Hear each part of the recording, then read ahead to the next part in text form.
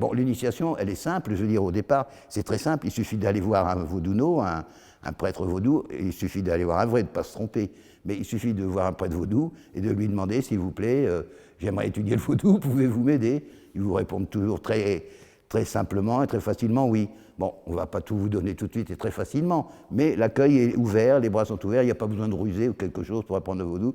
Vous allez voir quelqu'un, vous lui dites, apprenez-moi le vaudou, il vous l'apprend. La difficulté la plus grande, et celle dont je suis le plus fier, mon exploit, mon véritable exploit, c'est d'avoir été capable de prendre comme maître un Africain. C'est-à-dire que le complexe de supériorité que les Européens ont face aux Africains est vraiment difficile, c'est vraiment difficile de s'en débarrasser. On a ça profondément en nous, on a ce complexe de supériorité par rapport à eux dont on a du mal à se débarrasser. Et je pense que mon véritable exploit, c'est d'avoir réussi à accepter des maîtres africains, des maîtres noirs, comme maîtres. Ça a été ma principale difficulté. Le reste, c'est des difficultés de rien du tout. Je veux dire, il suffit d'avoir un peu de courage, un peu de volonté, et après, la difficulté, elle est là. Essentiellement, la difficulté, elle est là.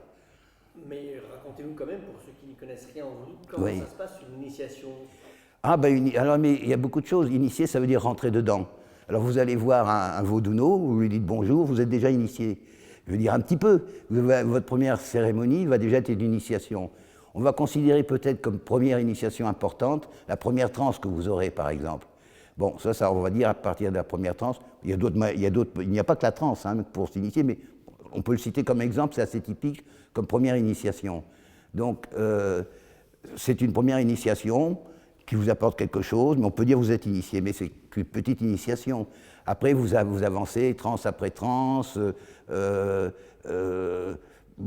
tous les phénomènes, vous apprenez à faire les sacrifices, etc. Vous avancez, jusqu'à ce qu'un jour, quand vous avez peut-être atteint 500 trans ou 1000 trans, et puis surtout apprendre beaucoup de choses. Il n'y a pas que la transe à apprendre. Souvent, nous les Européens, on pense que c'est la transe qui est la base. C'est très important, mais ce n'est pas tout.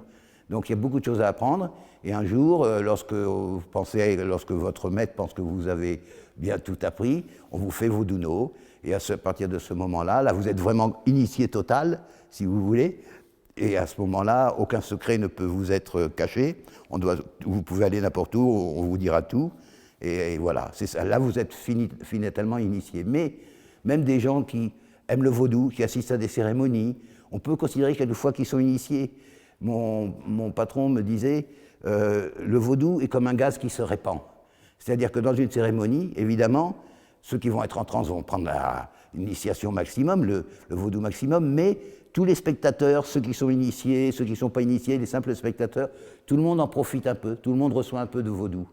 Voilà, donc il y a cette notion de gaz qui se répand, si vous voulez, qui est comme le vaudou. Quand le vaudou arrive, tout le monde en profite. Voilà.